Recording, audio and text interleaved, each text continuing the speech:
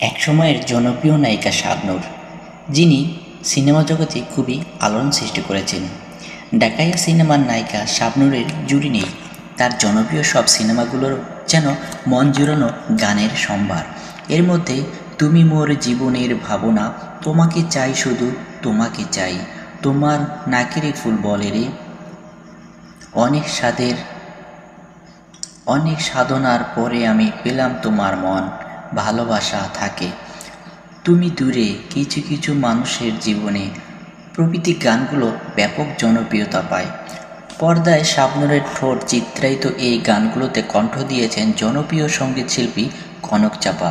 দারুণ সব গান উপহার দেওয়ার জন্য কনক চাপার প্রতি কৃতজ্ঞতা জানাচ্ছে শাবনূর। বুধবার ১১ সেপ্টেম্বর কনক চাপার জন্মদিন। বিশেষ এই দিনে তার প্রতি ভালোবাসা জানিয়ে ফেসবুকে একটি পোস্ট দিয়েছে শাবনূর। তাতে শাবনূর লিখেছেন, জন্মদিনের শুভেচ্ছা, শ্রদ্ধা ও ভালোবাসা কনক চাপা আপু।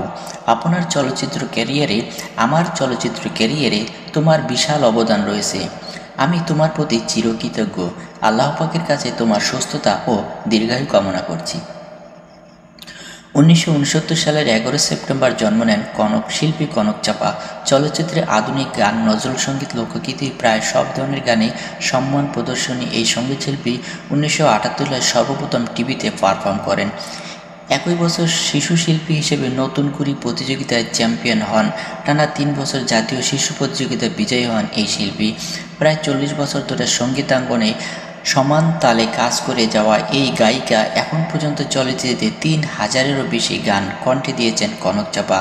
প্লেব্যাকের পাশাপাশি প্রকাশিত হয়েছে তার একাধিক একক ও যৌথ গানের অ্যালবাম।